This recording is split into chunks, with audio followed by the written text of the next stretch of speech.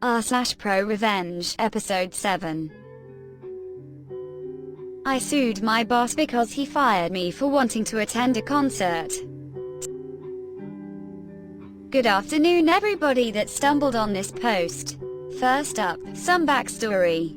During my gap year between studies I decided to work for Company N. Company N was run by a husband, Dave, and wife, Karen, with their son, and basically treated their staff like a small family.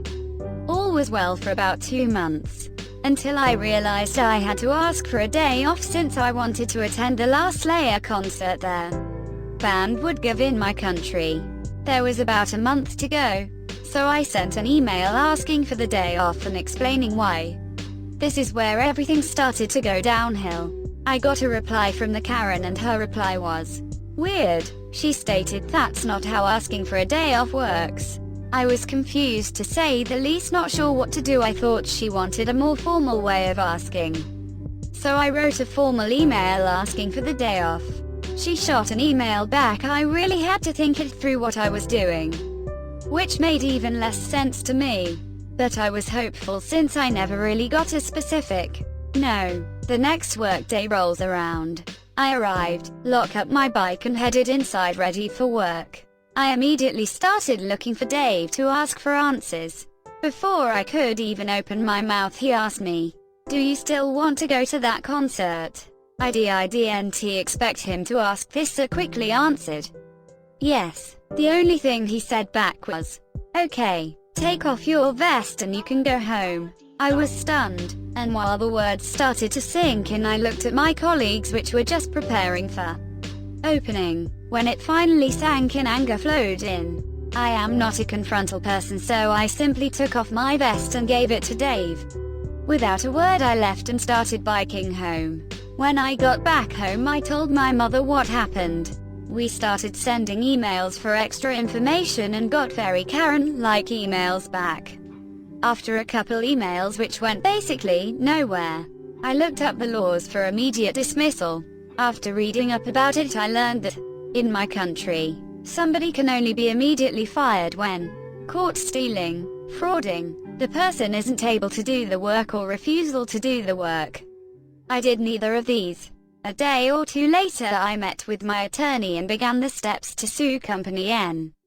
I told my lawyer what happened in detail and he was very confident I was in my right and she was not. So after trading even more emails between the three of us we went to small claims. I came prepared in a suit with my attorney in tow. And Karen showed up, alone. I guess she assumed she won because she thought she was in her right. The trial began and I was as professional and objective as I could be. Karen did the same. Well, for about half of the trial. When she realized evidence was piling up against her she resorted to calling me a spoiled brat. Among other things, I don't know the English translation for "I'm safe to say." That was the point. The judge ruled in my favor. As per usual I had to wait a month before I got the verdict black on white in the mail. But I won. It may have taken about 6 months from the moment I was told to go home to the point those 6 months of pay were transferred to my bank account. But it was 100% worth it. In the end I went to the concert. It was the most awesome and most profitable concert I have ever been to in my life. TLDR, got fired without valid reason and sued the company for it. And I won. Laughing face. If there are any grammar errors, I'm terribly sorry. English isn't my first language. Smiley face.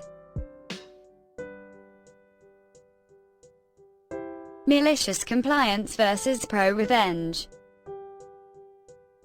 Disclaimer to begin. Writing this on mobile while half watching a toddler in a kiddie pool. Forgive me and my foul mouth. And like any good story we need a bit of backstory to set the stage. High school sucked because I was a forever friend-zoned nerdy gamer guy. So I decided for my senior year I was going to get out of Ohio and study abroad. I slept through 3 years of German, so I applied to go to Germany.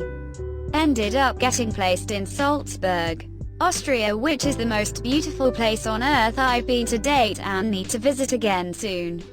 The study abroad place had a few warnings for the next year before I left. Don't get in criminal trouble. Don't get shit grades and don't fall in love. My only danger with the first one was my lead foot.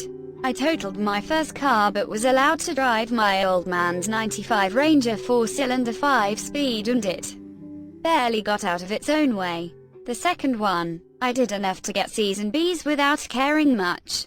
The third one, through some teenage angsty drama that is a story for another time, I end up meeting, dating and falling madly in love with my now wife and mother of my daughter. I am 17, work full-time for summer.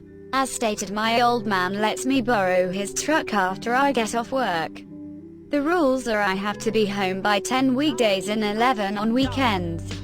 He justifies this that if I broke down or whatever he'd have to come get me and fix the truck before he had to leave for work at 6. To my turbocharged hormones, this is tyranny. I spend every moment I'm not at work with my GF because boobs and making out are awesome. But summer is quickly coming to an end and I have to leave the country. The last day before I have to leave, my old man eases the restriction and says I can have until midnight to be home and can be gone all day. We leave for NYC the next morning at 10. This is when I hatch a plan. I'm leaving the country so I can't be given a worse curfew or extra chores, and my family wouldn't piss away the study abroad money unless it was dire. I spend the whole day with my GF and tell her to wait up after I leave. I have a surprise. I drive home and make it there at 11:58. Creep into my room and spend the next hour aiming her. At 1 I roll the truck down the driveway and head back to her house. Fall asleep with her in my arms. Life is perfect. I knew full good and goddamn well I was breaking the intent but not the letter of the law. My argument was that my old man never said how early I could go to her house. I never woke up before noon, so it was just left unsaid. Perfect malicious compliance in my head. I wake up at 9. Just enough time for a teary goodbye and to haul ass home to head to NYC to fly to Vienna. But I look out the door and the truck is gone. I panic and realize I'm a dead man. My trip is off. I'm gonna have to work all the hours to pay my old man back for a stolen truck and wasted trip. I'm never going to have time to see my GF and I'll never experience Europe like I wanted. I call my old man in this panic to hear him answer with deafening silence upon hearing the news. Now for my old man's ProRevenge. He heard me roll in just before midnight and went fully to sleep. He did not hear me roll out at 1 because years of playing Dungeons and Dragons taught me how to be a good sneaky archetype. But when he woke up at 6 and saw both the truck and I were gone, he knew there was only one place in the world I could possibly be. So he and my stepmom drove over to my Jeeps and with the spare key took the truck and went home. When he got my call a few hours later, he gave a full 30-second beat and then began yelling and told me I better find his damn truck or I was never gonna see the outside of my room again, much less my GAF or Austria. I'm freaking out, running around her neighborhood asking if anyone had seen the truck, about to call the cops when he calls back 5 minutes later laughing his ass off.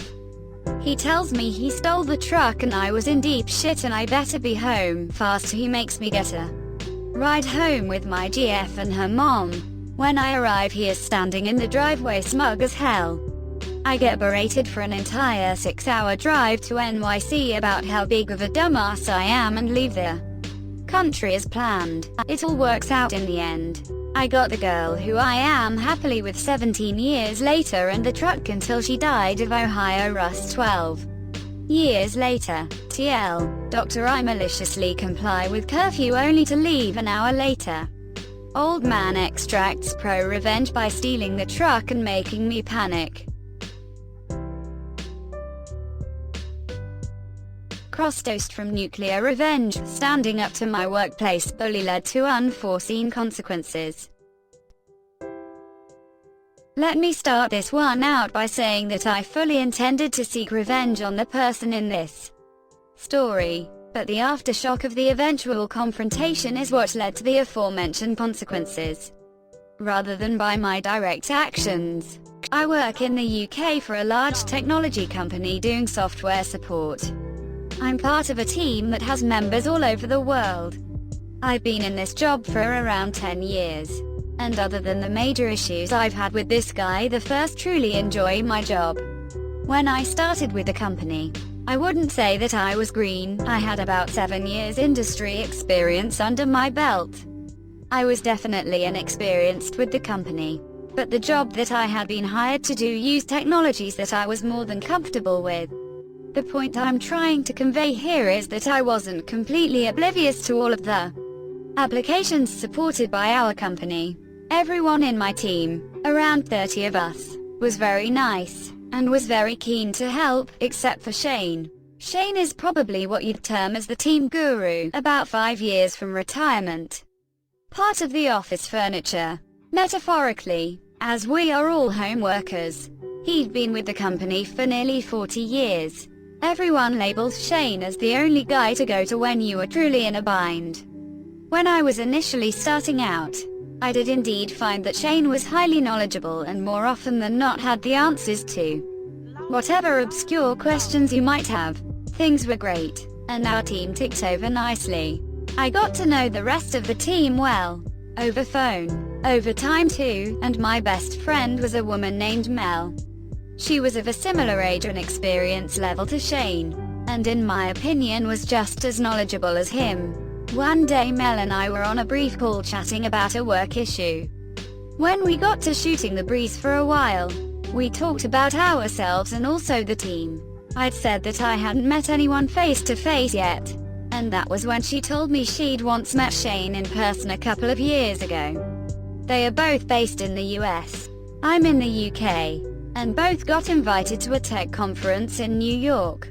She told me that he has serious health issues due to his weight, around 450 pounds, and when he was home was often on oxygen and medication. His plan was to ride things out until he was able to take early retirement so that he didn't need to worry about paying for his medical insurance anymore. That sounded like a reasonable enough plan to me, and we were soon talking about something else. The issues started about 2 years into my tenure with the company. We started moving in a new direction with what applications we were going to be offering to customers, and towards that end we were trained in a bunch of new stuff. I saw this as a great opportunity and equalizer. If no one on our team had any experience with this new software, then I would be on equal footing with everyone. This went really well for me, and I put a lot of time and effort into learning as much as possible. Shane didn't show much interest in the new stuff. He still continued to spend most of his time with the legacy tools. In team meetings you could clearly tell he was getting pissed off that his status as a guru was gradually becoming more and more meaningless. This wasn't anything personal. We work in software. You have to adapt in order to remain competitive. As time went on, it was becoming clear to the team how much work I was putting in, and I was well on the way to becoming the go-to guy for the new software. During this time, Shane would start sniping at me for anything he could plausibly manage. For example, if I was late to a team meeting because a customer call overran, he'd make sure to interrupt whatever was being said to comment something like, "Oh look, Ordos Deluxe has bothered to grace us with his presence," even though he'd been guilty of the same in the past. Things like email chains to almost anything I sent out that included him and our boss on an email. He would reply with some unrelated complaint or observation, complete irrelevant to what was actually being discussed. One day Mel called me and asked me what my beef with Shane was. I, truthfully, told her that I had no beef at all with him, and he just seemed to have it in for me. She said that if she managed to find anything out she'd let me know. Things continued like this for a couple of years.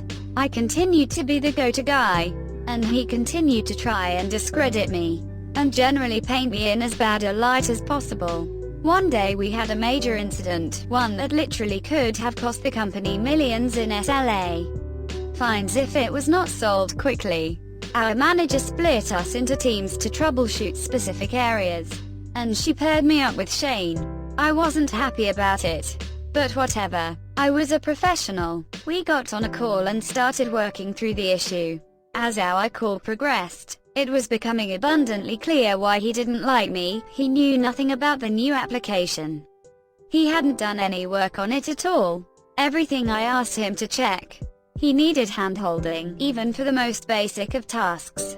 Eventually I just shared my screen and said for him to watch me. I went into the guts of the system, through so many logs, explaining to him what I was doing the whole time, and eventually found the problem was with a recent patch we had installed. At this point he dropped from the call. I didn't think anything of this at the time. We use Skype for business, and it can be flaky, so I just continued what I was doing. Our process was not to roll back any changes until it had been approved by the senior manager, as I was the one responsible for deploying, rolling back patches. Made some notes about what we needed to do, and then rejoined the main call. I wasn't worried at all, because bad patches happened every so often. They just didn't usually have this level of impact. As soon as I did, I got absolutely destroyed by the incident manager. Apparently Shane had a return to the group call, and informed everyone present that the outage was caused by an error that I had made in their deployment process, and that Shane had told me what the correct fix was, and I had refused to implement it then and there. I was furious. He had accurately told them the cause of the problem because it was me who literally demonstrated to him how to find it. I had even foolishly mentioned to him what I thought would fix the problem, because of how long he'd been with the company compared to me. Only our immediate team knew the truth about who was really the better skilled person in this situation. His historical reputation still carried a lot of weight with people who didn't work day to day with him, because this incident was so major. Over 100 people were on this call, several of them 2 or 3 levels of management above our team. He made me out to be a reckless, incompetent idiot, and he was believed. Despite my manager's protestations, I was disciplined and given a verbal warning. He meanwhile was congratulated for steering the company away from a potential disaster and given a commendation. I was so angry, and a while later Mel gave me a call. Apparently Shane had been bragging to her about putting that smart-ass punk in his place. She was shocked, and asked him what he was talking about. His real beef was that he thought I had disrespected him by trying to take over his role as go-to guy for the new software. That wasn't my intention at all. I didn't see it as my fault that he was too damn lazy to do their work again. I lamented with Mel that she should have recorded the call. She laughed and said that Skype shows when you're recording a call, and he'd never have spilled his guts while being recorded. I immediately had a brainwave. I decided that I would confront Shane one-on-one. I pinged him on Skype, and said that I wanted to talk. He responded with a smiley, and just said, sure. I called him, and let him know that I was recording this call, and the Skype notification popped up to let all participants know that this call was being recorded. I went right for it, and accused him of lying about the major incident, and said that it seemed like he had a major beef with me. As expected, he lied, and said that he was sorry that I felt like I had to react this way. He said that he would need to talk to our boss about it. I said wait 1 second, and turned off the Skype recorder. I then said that Skype isn't recording, and that he knew exactly what he had done. His mask slipped at this point, and he said that he was perfectly in his rights to put me in my place. He said that you need to respect the longer-serving people in jobs like this, and that he would do it again in a heartbeat. I didn't hold back. I called him a dinosaur, who refused to move with the times, and wanted to coast out his days here without doing any work. He said that he was a couple of years away from retirement, and he'd be damned if he was going to bust his ass for some shiny new software. I said to him, speaking of new software, has he heard of OBS? Of course he hadn't, and I suggested he Google it. I then hung up on him. Not long after, the messages started. He was begging me not to use the secret recording that I had taken. He said that if he gets fired he will lose his retirement package and his medical benefits. I told him to go beat himself, and that he should have considered that before trying to get me fired. I passed all of this on to the relevant channels before really giving it any thought. Things set in motion, and sure enough, a few weeks later, after a company investigation, he was fired. I heard from Mel that he had asked to take early retirement so as to keep his benefits. But this was apparently rejected. It all came out later that apparently he had significant debts, and that he was counting on his retirement package to keep him financially afloat. With no job, and no package, he had no money to pay for the medical treatment which he badly needed. He was in no state to get himself a new job, and his skills had stagnated so badly that he couldn't even get a new job online. Mel told me that he died about 6 months after this whole incident due to his ongoing health issues. I felt conflicted about this for a while. Sharing that recording obviously contributed to his death, but I don't know how bad I feel about it. I am a young guy trying to build my career, and he actively tried to destroy me. I should maybe have held off when he pleaded for me not to reveal the truth. But he was old enough and wise enough to not engage in the childish games he played. If I'd known he'd be dead as a result of this, I'd maybe have done things differently. It's one that stays with me. That's for sure. I'm still at the company, and I can tell you all that I will never treat a new employee the way he treated me. So maybe the breaking of that cycle is the positive to come out of all this. Thanks for watching. Like and subscribe for more Reddit content.